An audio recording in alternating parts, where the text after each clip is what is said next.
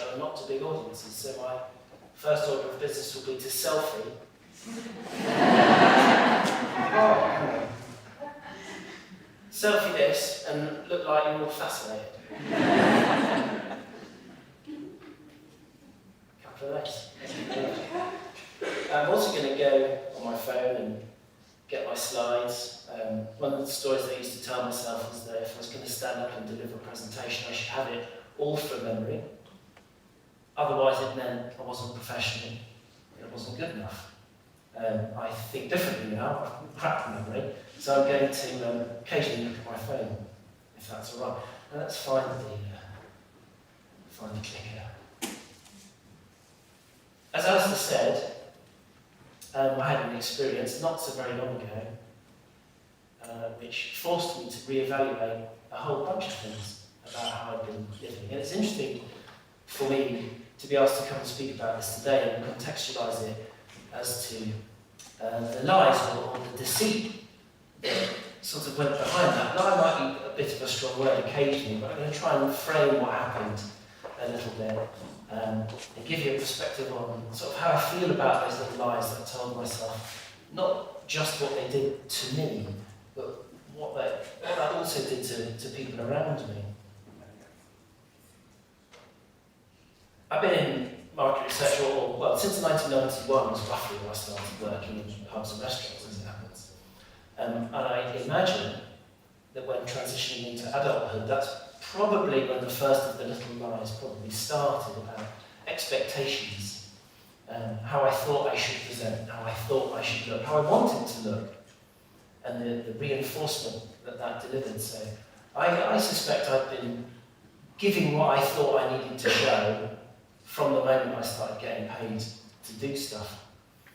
More recently, this is me shucking on my performing clothes in 2018, 2019.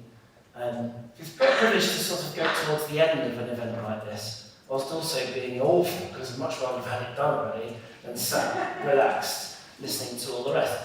But it's been interesting to learn from Alice's presentation earlier that what a con man I've been for so long, about the context and the uniform that I would wear. This would be that sort of thing, with a neatly pressed Charles Tyrwhitt, probably, and some shiny shoes. And I would continue to do it, I did continue to do it, for quite some time.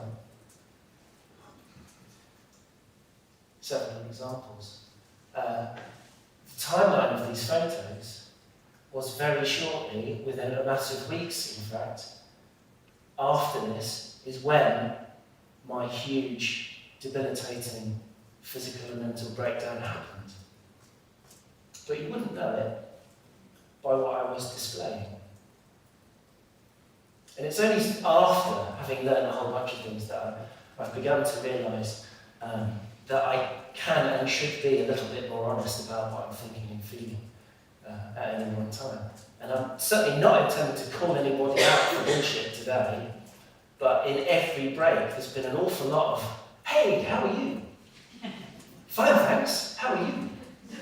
And statistically at least, about 60% of you on some level will be lying, because you're not all fine all the time. But we have this little dance that we need to do.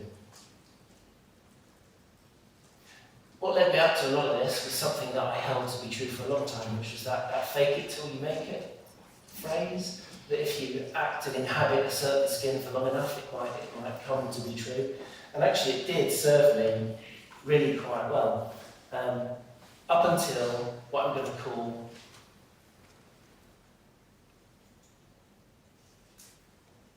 the first big lie.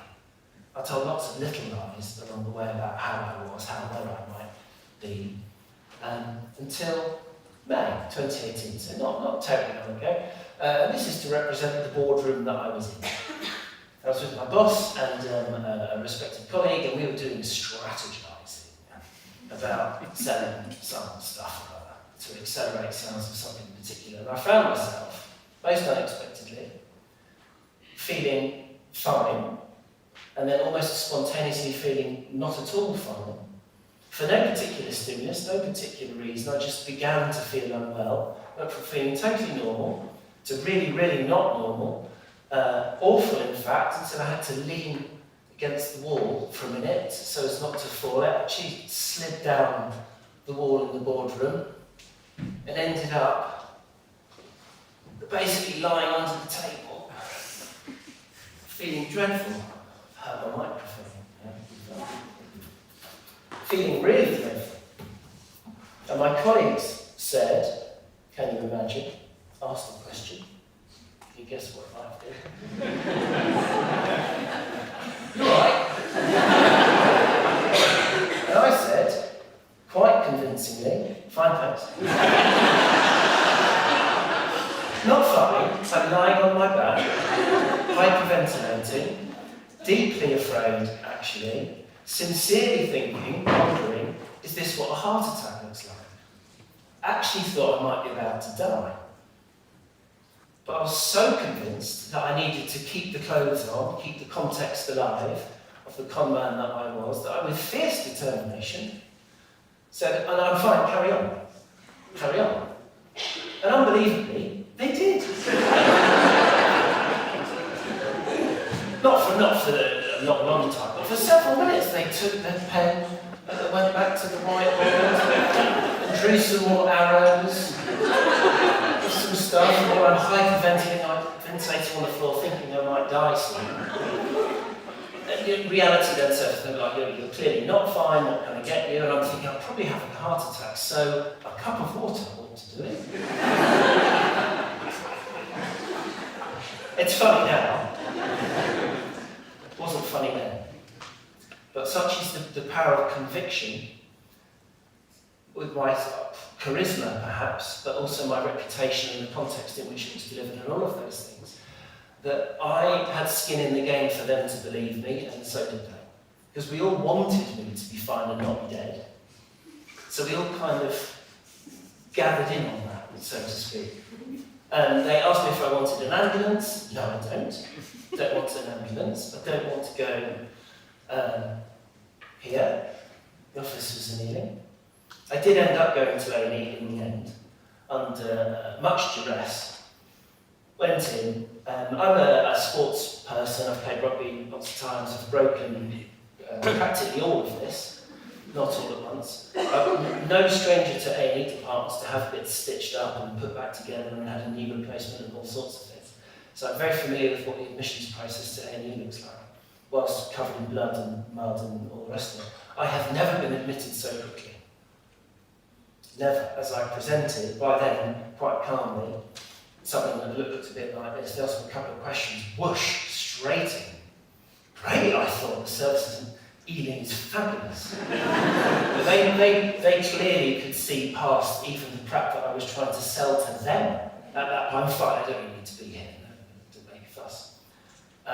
Much time hooked up to an ECG, to see if I had some sort of heart, but actually had a mini heart attack, which this would have shown. It showed no such thing. And I began to double down on the idea that this would be some weird little, funny little thing that could be explained away, and it would all be all right later, and I could largely ignore everything that had gone on. They did ask me lots of questions as I was there, which obviously was stuck with how are you feeling. I began the process of telling an absolute load of crap to them about what it was, because I was rather afraid of what actually might be going on behind it. So I was far more afraid of what the truth might reveal. It was much more comfortable for me to perpetuate denial and look further. So I began the process of looking the other way. I've just gone to A&E, I've just collapsed in the boardroom, I'm 47 at that point, obviously a ripe candidate for a stroke or a heart attack. And yet I have no interest in finding out the real cause. I actually did take a little bit of time off, because that's what you should do if you nearly had a heart attack, just take a couple of days off. That'll do it, in my head. What I wanted, actually, I did want an explanation, but I didn't want the explanation that it almost certainly was. I wanted another one. I wanted an interesting or exotic disease that I could tell an amusing story about, ideally that would have a pill that I could just take. And that would be that. I was so determined to find that all about fabricating surveys and delivering the evidence that supports the view that you've already got. Some of that theme's come up today.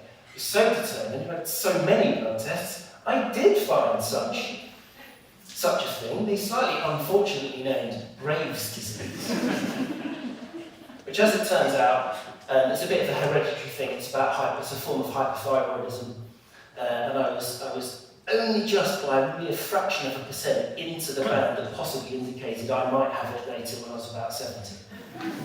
I thought, brilliant.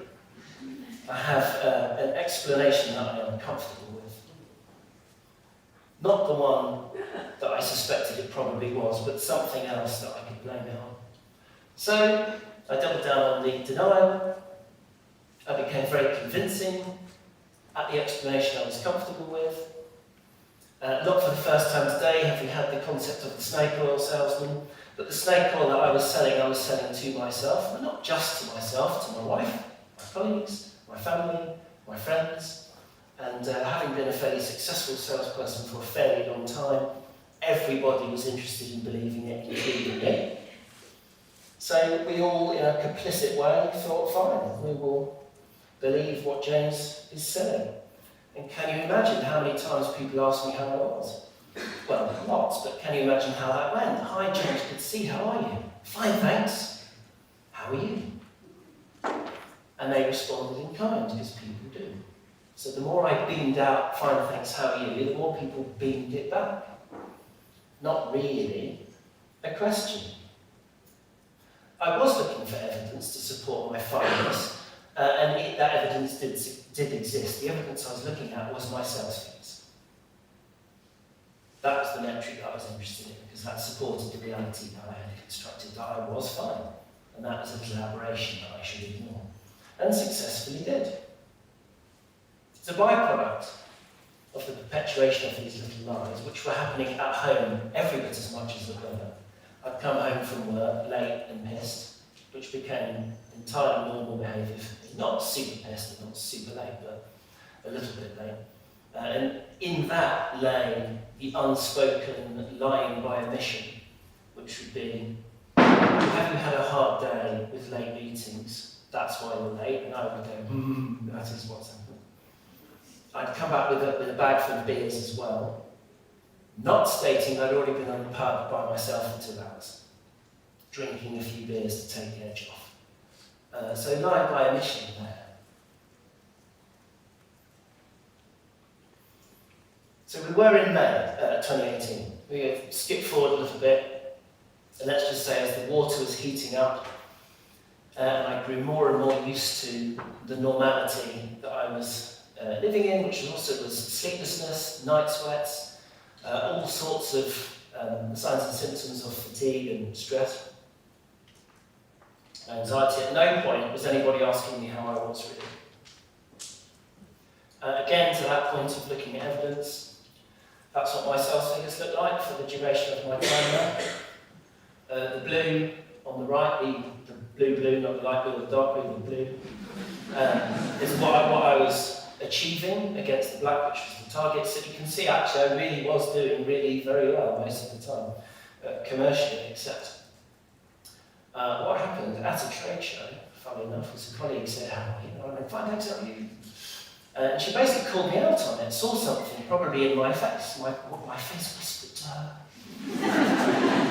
Susan it was, it's not fine. It's not fine. So she clued into that and said, basically said, don't leave you.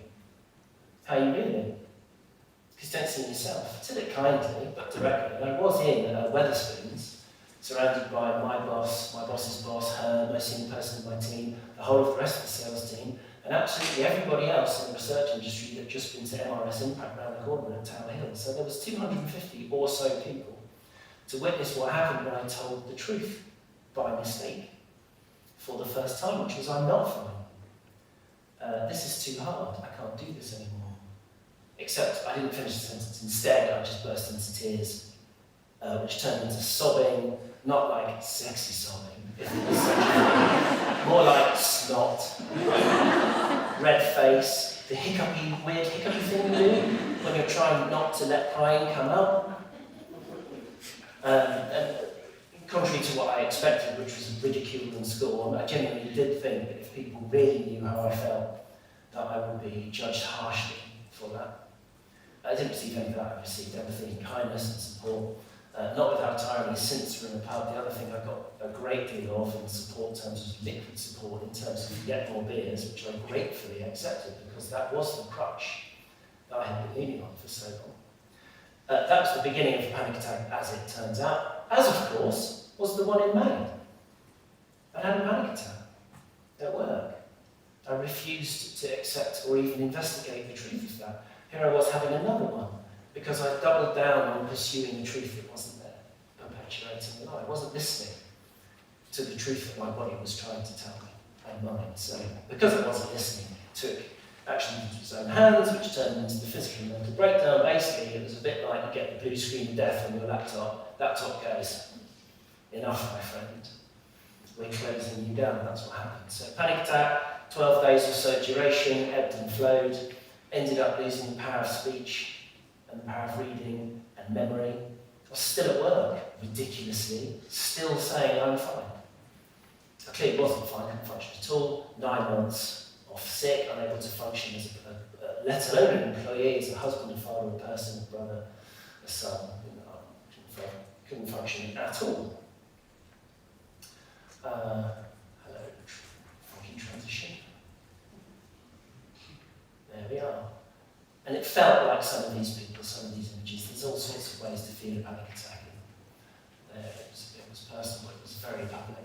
I wouldn't have chosen that to be the epiphany where I began to tell the truth necessarily. Because it was awful, it was not fun at all. But I'm very grateful for it, funnily enough. I've learned the hard way some incredibly valuable lessons that I'm very grateful for. There's more to the story, but we don't have the time to dig into all of it. So I need to sort of encapsulate a couple of the things that I might have learned.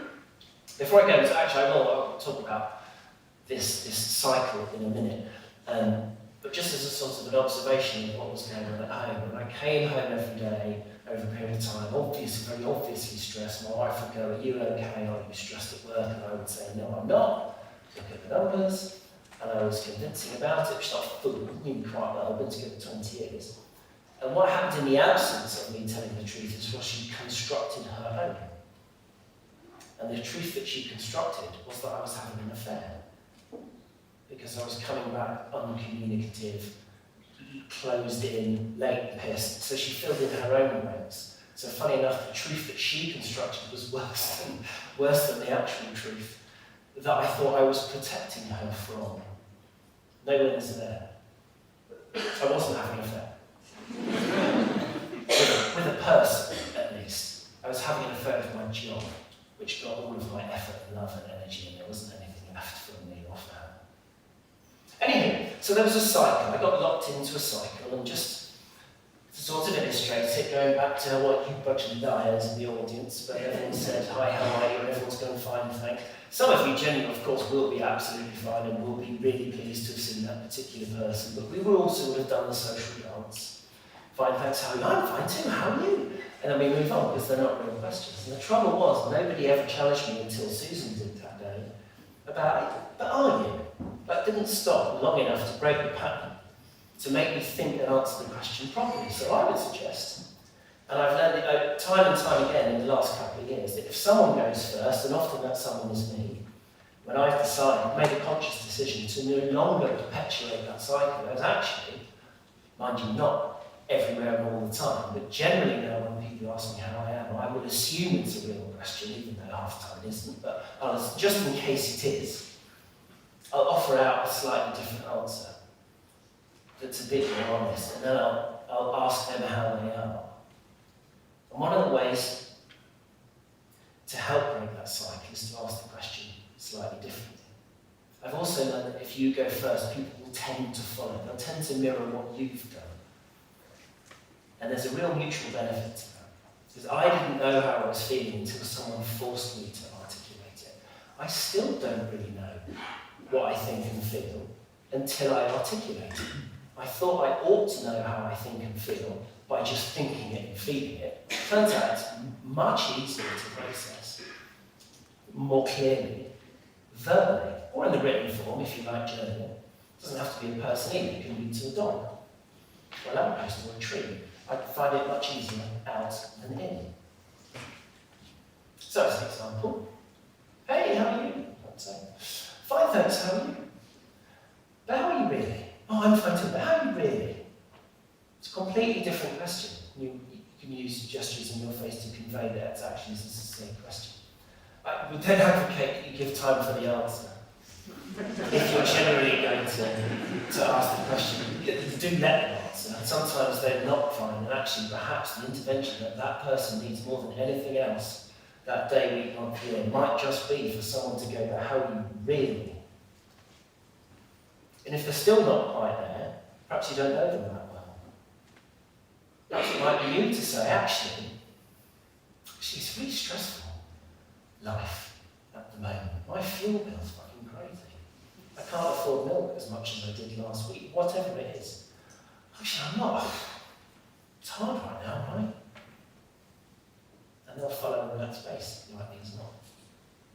How about you? So I quite like the idea of breaking the cycle.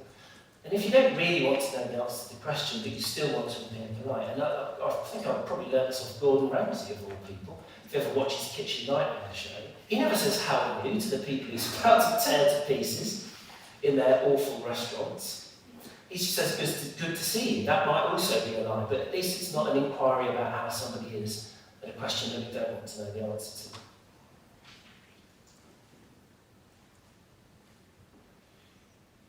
I really like the idea now of going first to create the space and opportunity. I've also learned that if it's okay for someone that looks and sounds like me to talk openly about stuff like this, generally it makes it okay for someone else to have that go too. I read this quote the other day. I was reading a book on resilience as part of my work. I love two things about this particular book. One was that resilience is a thing that you do rather than a thing that you have, which I think is quite an empowering statement. But I happened to read this. I thought, yes, that's it, isn't it? We don't necessarily have to be friends all the time. But that is when a connection is formed. You go, oh yeah, me too.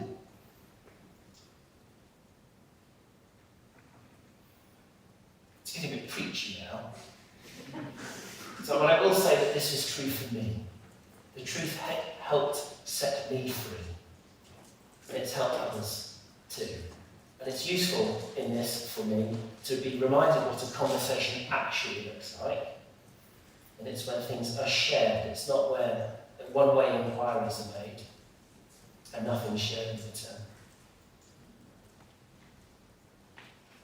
Well, if anybody wants to have a chat, but I will ask you a semi-rhetorical question again for the second time today, pointing at the incredibly poignant bit above the wall.